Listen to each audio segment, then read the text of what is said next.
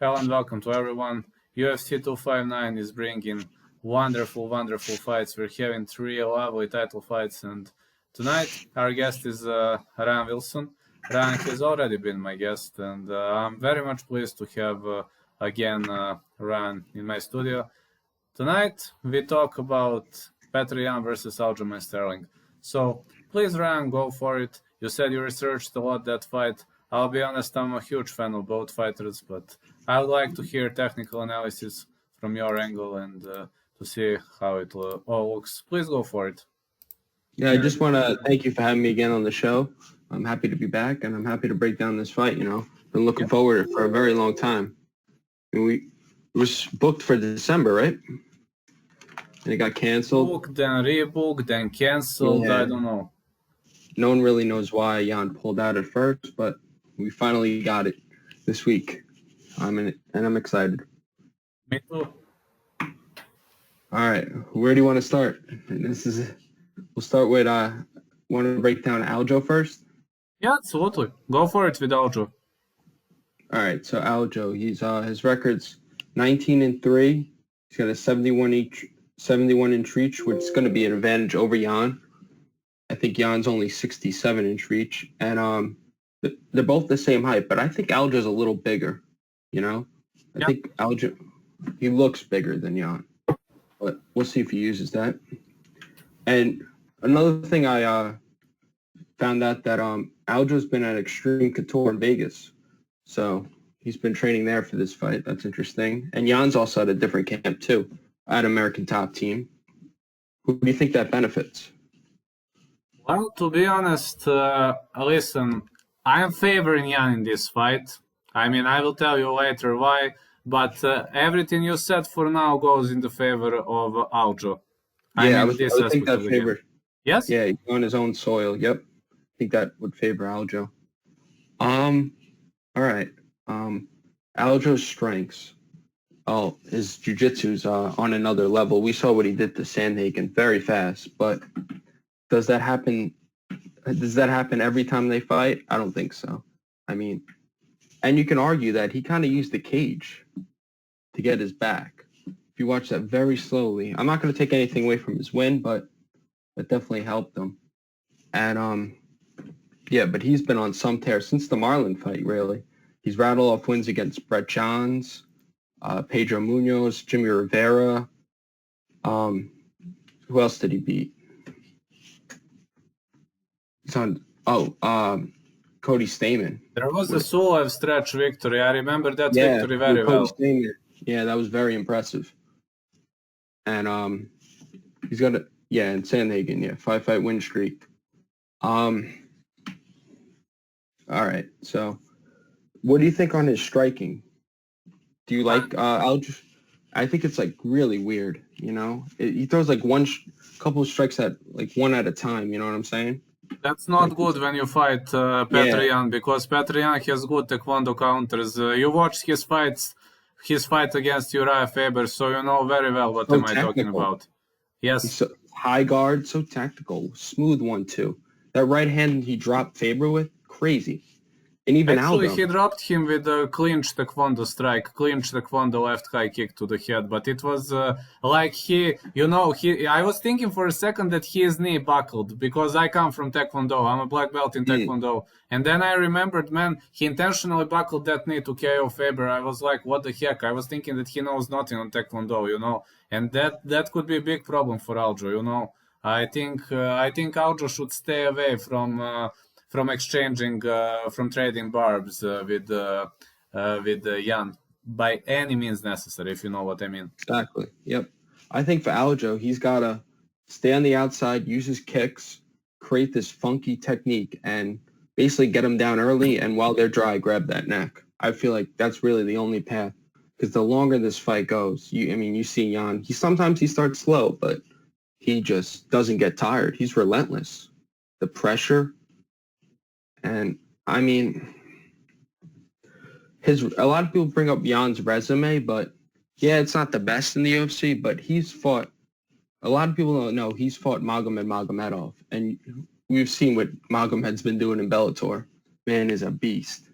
And the first time when they fought, Magomed got Jan's very bad spots that probably Aljo would have finished Jan, but his Jan dealing with adversity and be able to get out of like a really deep rear naked choke just showed how much like he's got the heart of a champion, and he was able to come back and win the rounds 3, 4, and 5 after dropping the first two, and it was a split decision loss the first time, and then they fought again, and Magomed couldn't get him down.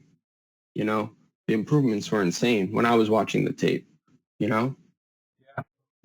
Yeah, I remember that. I mean, when it comes to Magomedov, you know that he is one of the best takedown artists. I mean, he has some Dagestani style drags to the ground. I mean, I He don't know might be the whether best you. wrestler at 135 in the Yeah, world. I don't know whether you watch KSW, but he and Shamil Musev are true copycats. I don't know whether you watch KSW, but this is kind of copycat dragging to the ground, and this is kind of trips, some very odd trips, you know, some very odd wrestling takedowns, but it works, man.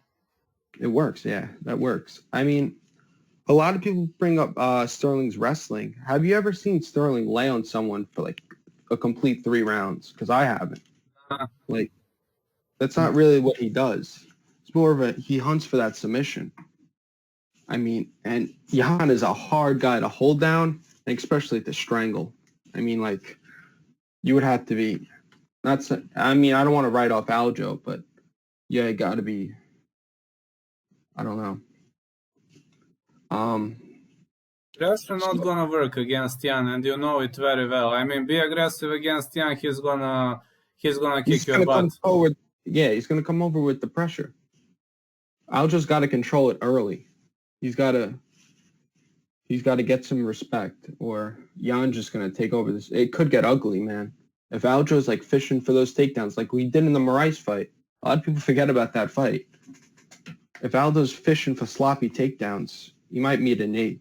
He might meet a knee to the face, you know? I'm not a fan of his fight against Moraes. What I saw with Aljo, he sets up a lot of his takedowns with kicks. He catches kicks, and that's how he gets him to the ground. He did that versus Sandhagen. That's what he does. He did that in the Stamen fight. So he gets people down by catching kicks. And Jan sometimes throws a body kick, but mostly he throws kicks to the head. And he's strictly a boxer. And what was I going to say? I want to bring up this. What's your thoughts on this? I Googled this. Sterling's takedown accuracy is 29%. 29? Yep. Only? Yep. Surprising, right? I was thinking it's at least 40, man. According to the website, it's 29% his accuracy. And guess what Jan's takedown defense is? 70, 80, something like that. 88%. 88. I knew it. He has very good takedown very stuff. good underrated wrestling, man. Yes. Very underrated wrestling.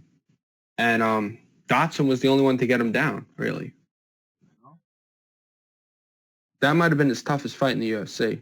I mean, a lot of people say Rivera had success, but Jan just like dropped him. He was like towards the end of those rounds, he was controlling the pace of the fight, and he got right in his face and dropped him.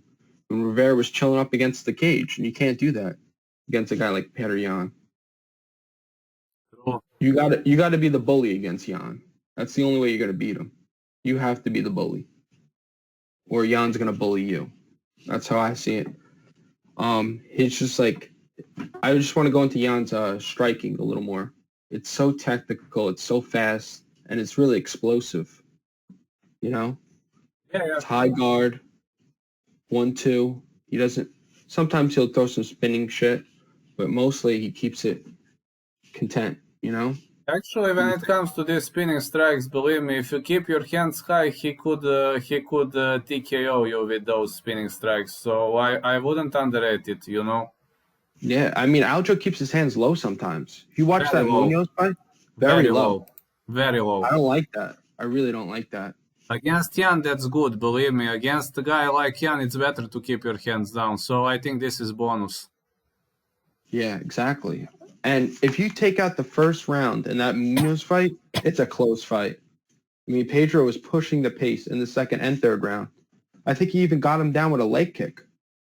Jan doesn't really throw leg kicks, but low leg kicks. But Munoz came back after Aljo put on a clinic that first round. Munoz really came back in that second and third. It made it an interesting fight.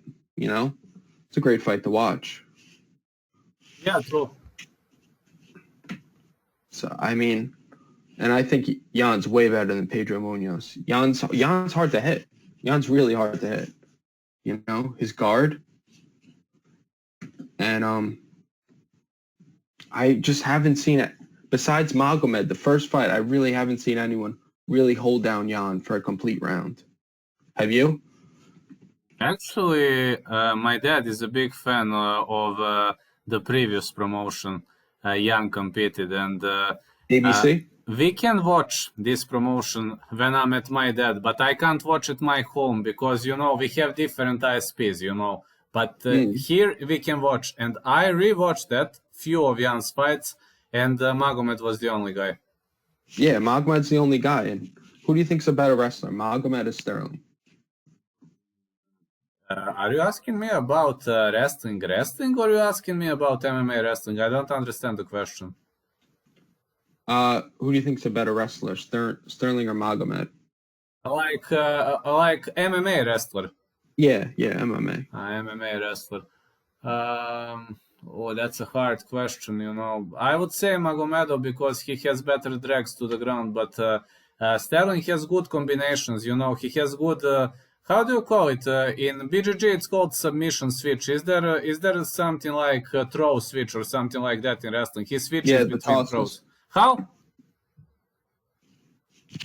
The tosses. Yeah. Right? Yeah. What else could we talk about? There's a lot to talk about this fight. We discussed the growth of Jan. Do you think Jan has had a weak schedule in the UFC? No. Think he got an easy path to the title? No. There is no easy path to the title. Yeah, right? Every fighter is tough. Especially Jose Aldo, you know? Also looked good in that fight. Aldo looked good for the first 3 rounds. Then Jan started annihilating him. Yeah, I mean, that could happen here. I mean, I question Sterling's cardio after that first round because he's there to be hit. That funky karate style goes away. You know, he's going to come out. Sterling probably wins the first round, you know, with his style. But I feel as the second and third round, as Jan just starts to wear on him, he's going to get him eventually.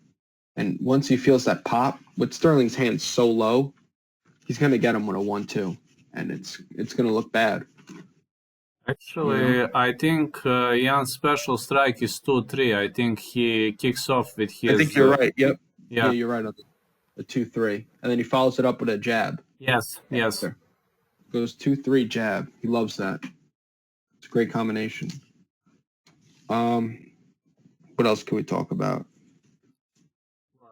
For this fight, I think Jan has better movement. I mean, stand-up movement and footwork. I would give a massive advantage to Jan.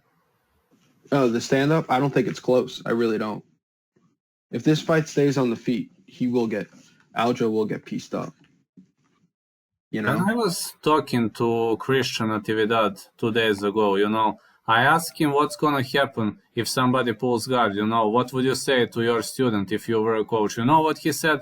He said, listen, make one step back, make a step drag back, and just show to get up and the referee will say get up. I think the same thing is going to happen if Aljo tries to pull the guard. Yeah. I mean, do you think Sterling gets a hold of him early? He will try for sure, but believe me, it's not easy to chop Jan down. It's almost impossible. It's almost impossible to follow his pace, man. It really is, for a complete 5 rounds. I mean, he's done it many times, Jan. Outside of the UFC, in other promotions, he's gone 5 rounds. I mean, has Sterling ever won 5 rounds? I don't think so. Remember, do you? I don't think Sterling has ever had a main event fight. I mean, he's been kind of disrespected by the UFC, I think, Sterling. I don't remember him fighting for 5 rounds. I really don't remember. You? I don't think he ever did. I think this is his big moment. You know, and he's been around. His first fight in the UFC was 2014. You know? He's been around for a while. Yeah, I don't think he's ever had a 5-round fight. I really question his cardio after that first round. We saw it in the Munoz fight. Munoz made it close. That Munoz fight was, I don't know, I didn't enjoy that fight, man. I don't know, but I didn't enjoy that fight. You didn't like it? I think Aljo really put on a clinic that first round. He looked great, but really, you see his stance changes in that second round, and Pedro pushes a pace, and you can't let that with Jan. You can't let Jan push a pace. It would be bad news. I'm going to bring up the Sandhagen fight. What really happened there? Do you think that could happen in the Jan fight? Catch a kick and backpack him early? Let's be honest, there is a huge difference between Sandhagen's and Jan's body type as well. As you know, Sandhagen is one of tallest guys in the division, and it's very easy to do this to a tall guy. But doing this to a 5'8" guy with a low center of gravity, I don't know how would you do it. It's a great point. He's got a low center of gravity. It's a great point. I mean, you can, but it's way much harder. You have 5'11" guy and you have 5'7", 5'8" guy with short legs. I don't know. It's not gonna be an easy. It's harder to backpack. Very much. With a longer guy, there's more room to do that. And another thing, Sandhagen's takedown defense is 33%. So that's his hole. That's Sandhagen's hole. And Aljo just exploited it. Made quick work of him. Yeah.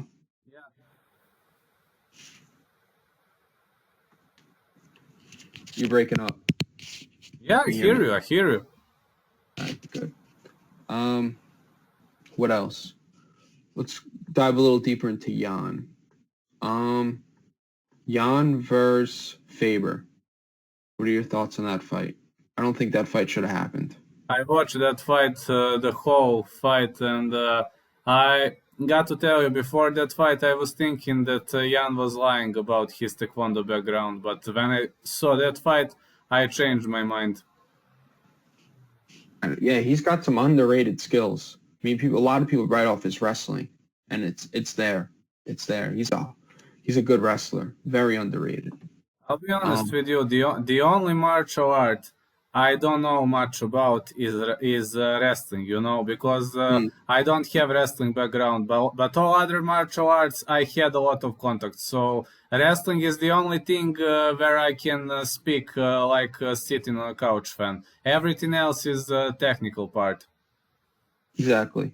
Another fight I want to bring up, the Douglas Andrade fight versus Peter Yan, when he made Douglas Andrade quit on the stool. He used his wrestling a lot in that fight and just beat him up. That was a big win for him. That's an impressive win. Douglas Andrade isn't a joke. He went 3 good rounds with that prospect, Lerone Murphy, who's going to be good. Yeah, That was a good fight. I agree. That's a good win. Douglas Andrade is a good win.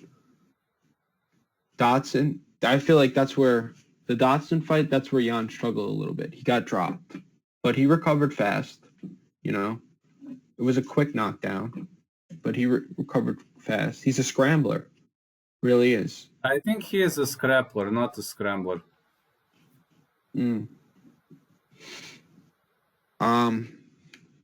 What else? What do you think Jan's clear path to victory would be? Keep the fight standing and the victory will come. Just keep the fight standing. Yeah, rather easily, I feel, And Aljo's, Jan doesn't have good leg lock defense. Go for a leg lock. Who was that? Who would you say? Aljo's. Yeah. Key to win. Jan doesn't have good leg lock defense. Go for the leg lock. Yeah. He's gotta hunt for those submissions. It's gonna be easy, If he slips out of the leg lock, he could finish him, but he has to risk if he wants to win that fight. Yeah, he has. He's got to do something crazy because I don't know. This is a tall task for Sterling. This is a really Yeah, tall but let task. me tell you, as a guy with BJJ experience, if you go for a leg lock, either you're gonna finish the opponent, either he's gonna finish you. You know, leg lock, even a Exactly. submission It's a switch on risk. leg lock is risky. But it's a risk he might have to take Yeah. in this particular fight. What else could we talk about?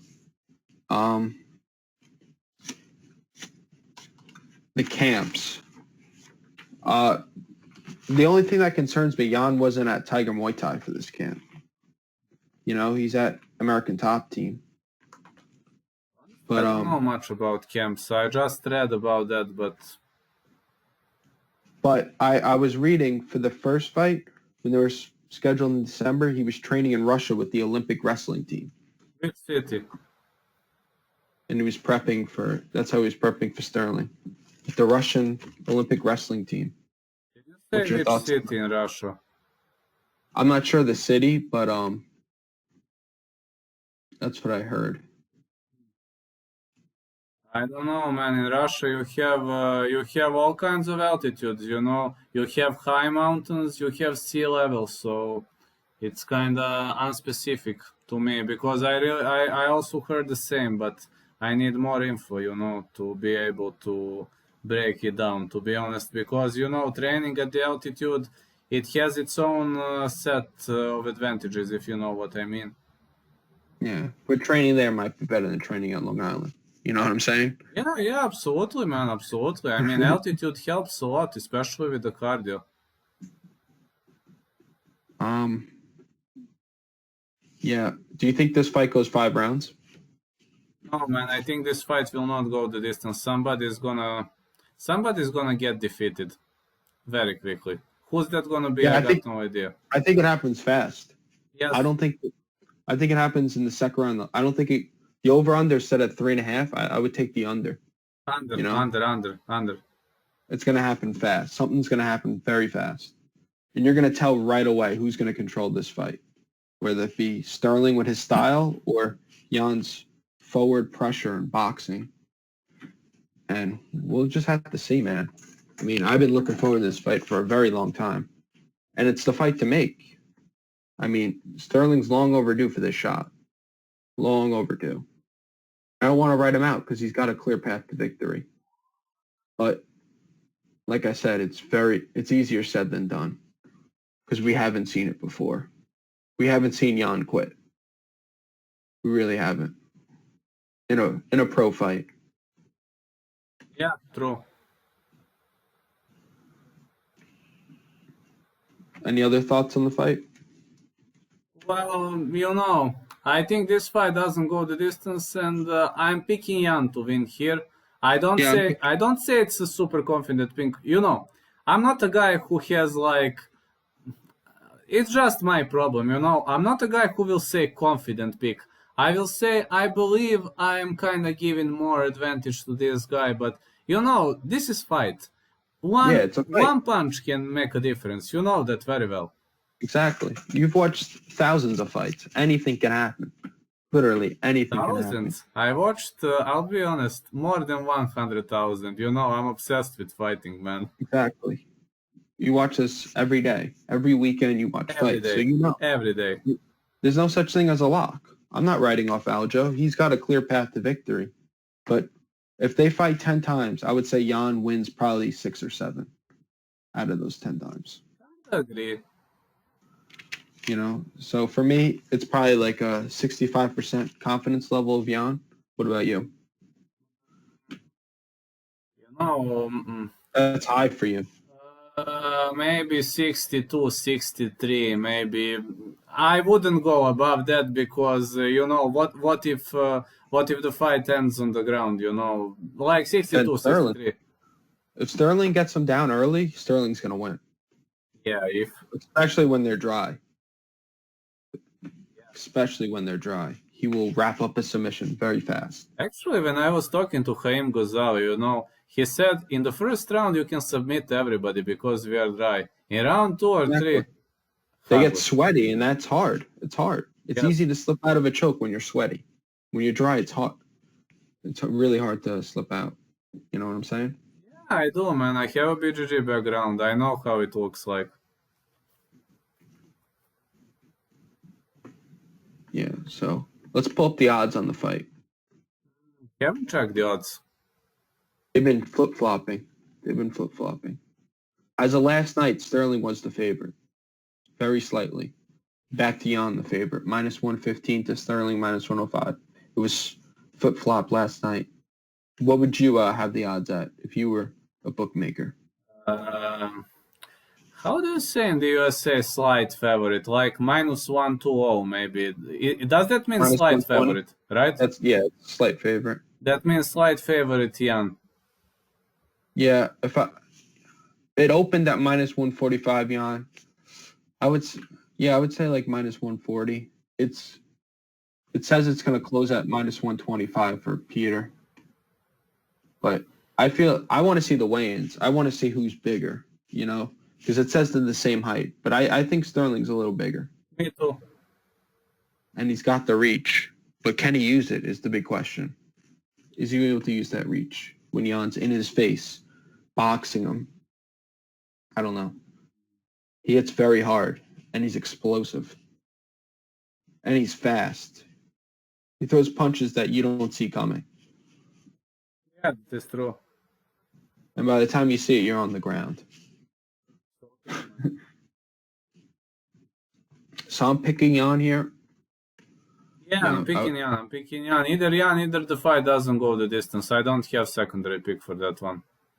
Exactly. I think the under's a great play. I think it's going to be a quick fight. I'd be shocked if it went to decision. I really don't see it happening. But I'm really looking forward to this card. Yeah, me too. It's good. It was a good talk, We broke down the fight from a lot of angles. All right, see you then. Thank you. All right, goodbye. See you tomorrow.